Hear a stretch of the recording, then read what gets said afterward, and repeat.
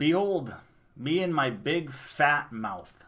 It would be lovely for the Hawks to get a win, to get 2 points against the Bruins, but I will take a point. I will take an overtime loss against. Look, I'm not going to complain about 2 points on a back-to-back. Wow. You have to get up, do what they do. But that was insane.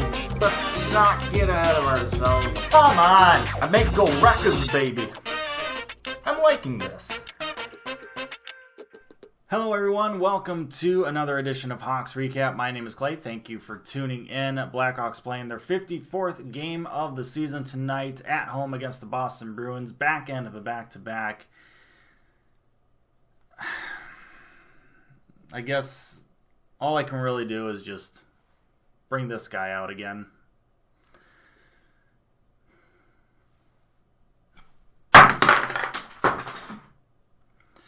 Hawks lose in overtime, 2-1. Now, before we talk about the elephant in the room here, we do need to set it up a little bit. Blackhawks coming into this game off an overtime loss against Minnesota. That was very disappointing. But trying to get some momentum with this back end of a back-to-back against one of the best teams in the league in the Boston Bruins before the Hawks set out on this really tough stretch of games that they got for pretty much the next month here. So Hawks looking to start fast. They got Robin Lehner in net. However, that just doesn't happen. Hawks get outshot by the Bruins 16-5 in that first period. Another slow start, another just really bad period, second straight game of those. Thankfully, it didn't take the Hawks 12 and a half minutes to get their first shot and goal like it did against the Wild.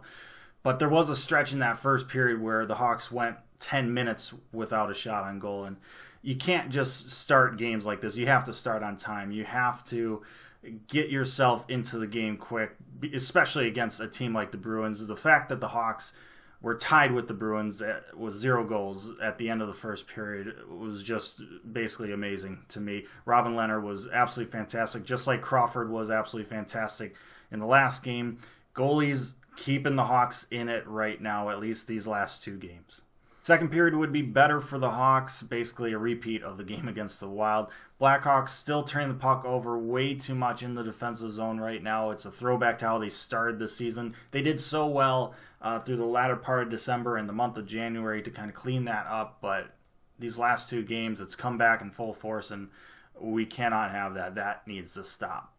The Blackhawks would have a power play opportunity early in the second period, and finally, they'd find a way to capitalize on a power play opportunity. And not only that, but Alex DeBrincat would finally get a goal again. Brad Marchand with the puck should easily be able to clear it out, but he tries to be too cute. Patrick Kane stops it at the blue line, gets the puck to Doc, who's all alone in front of the net. Doc tries to just kind of bang the puck home, but Halak saves it. There's a rebound. DeBrincat swoops in, and he pots home that rebound, and that has to feel good for Alex. You could see it in the emotion on his face. Finally, one went in for him, and, well, power play to boot. DeBrincat had a fantastic opportunity to get his second goal of the game later in the game as well. That one hit the post. Hopefully, this is a sign of more goals to come for Alex. Hopefully, this is like the levee kind of breaking for him.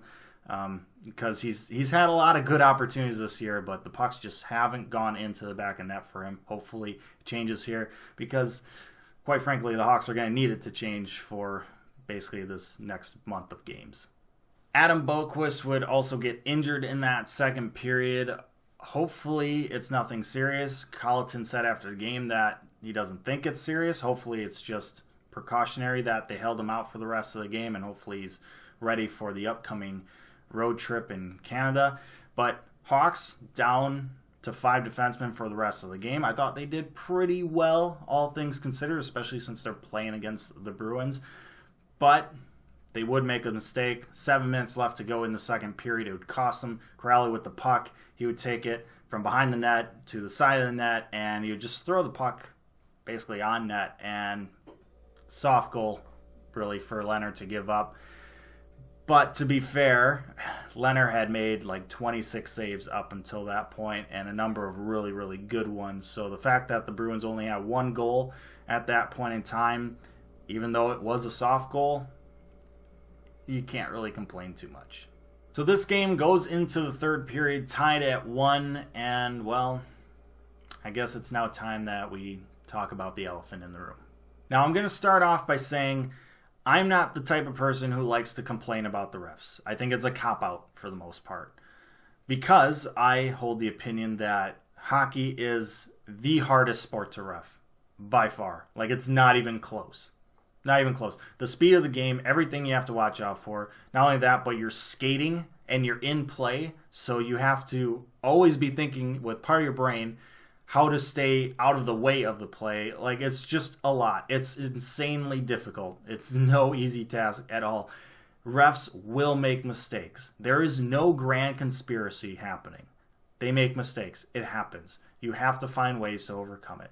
The Hawks had a chance to overcome it in this game. They didn't. But that doesn't really make it sting any less, does it? Not really. The third period in this game was not one of the better refed third periods that I've seen because of the inconsistency. There was a lot of things that happened that you thought probably should have been called. Some trips, and this is like both sides. Some trips, some boardings, just some plays that are like, they maybe be called, but they weren't getting called, so you thought, okay, well, the refs are maybe swallowing their whistles. It's like playoff hockey. That's what we want. Blackhawks want to be in the playoffs again. Playoff hockey. Let's go. But then they start calling these ticky-tack calls. They call this trip on Nylander and embellishment on Pasta. Like, it's not even anything. Just let them play. Like, you're not even calling that in other areas of the ice. It was nothing. Yes, it was embellishment. Could it have been a trip? I guess. And if you're going to call embellishment, you have to basically call the trip. But just don't. Just don't call anything there. Just let them play. There's things like that. And then, of course, at the end of the regulation where, well, Mata gets tripped up, passes it, Caggiula picks it up, takes it in, and rips it for what we all thought would be basically the game-winning goal there. And then, well, it just gets blown dead. No goal. That absolutely sucked. Just shades of the 2013 Game 7 against Detroit when Hjalmarsson scored and Saad somehow got called for a penalty when he was getting mugged on the bench. Like, that one, it was actually way worse than this, but this just brought up those memories. I didn't hear a whistle when I first saw it.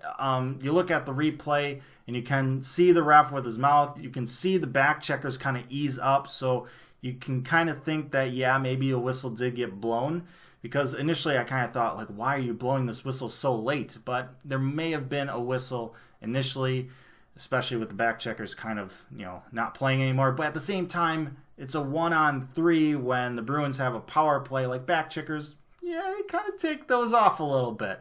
So it was tough to tell, but, if they did blow the whistle, and I certainly can't really disagree because I can't really tell, but if they did blow the whistle, then they blew the whistle. Jonathan Toews was told by the refs that they did make a mistake and that they called the hand pass when it wasn't actually a hand pass, and that they shouldn't have blown the whistle, but they did blow the whistle. And that's one of the things about hockey. I wish the NHL, well, and the hockey in general, I guess, I wish they would do is kind of more like what the NFL does, where they just kind of let plays run, and if they need to review it, they will, review all scoring plays. I wish NHL would do that, because there's times when plays just get blown dead. Maybe they're not even offsides, but they get called offsides and nothing happens. Like, I wish if it was close enough that they just let it go and then we can review it after. Obviously, that is a very blanket statement, and that needs to be kind of narrowed down so it's not like, making games span 4 hours. But I think you understand what I'm trying to say. But just a very unfortunate situation there. With the regular speed of the replay, you can see that the refs could probably call that a hand pass, but slow motion says it wasn't. That's a tough one for the refs to see. They thought they saw a hand pass. It wasn't. They were wrong. It happens. Hawks still get a power play to end this game and go into overtime. They can't find a way to get it done. They had the opportunity to overcome this adversity. They didn't get it done. And the Bruins, kill off the penalty, come in basically like on a 3-on-1 somehow. I don't know what happened there, and get one by Leonard to win this game. And, well, that's how this one ends. 2-1 in overtime. As I mentioned, the Hawks, they had their chances to win this game. Gustafsson hit a post. DeBrincat hit a post. He almost had 2 goals.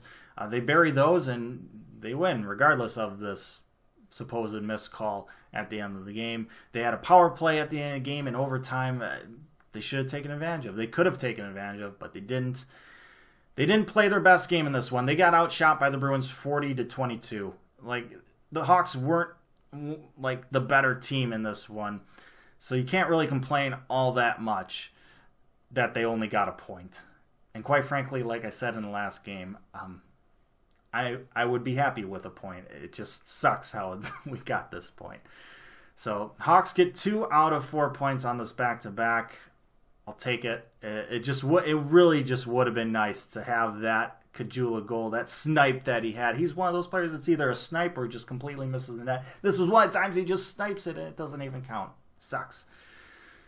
It would have been nice to have that momentum going into this road trip that we now have, this ridiculous road trip where we're in Canada for like 7 days, 5 games in 7 days, start in Winnipeg, go to Edmonton, then Vancouver, then to Calgary, and then end in Winnipeg. That's going to be a huge stretch of games, and then shortly after that we have another road trip. The rest of the month of February is just a huge slate of games for the Hawks. Hawks need to figure out a way to get a bunch of wins during those games. So with that, I'm just going to end this. Thank you so much for watching this episode of Hawks Recap. I really hope you enjoyed it. Let me know your thoughts down in the comment section below. Obviously, a lot of things to talk about in this game, so let me hear it. Like, share, and subscribe. Appreciate that as always, but most importantly, stay safe, make good decisions, and I'll see you next time.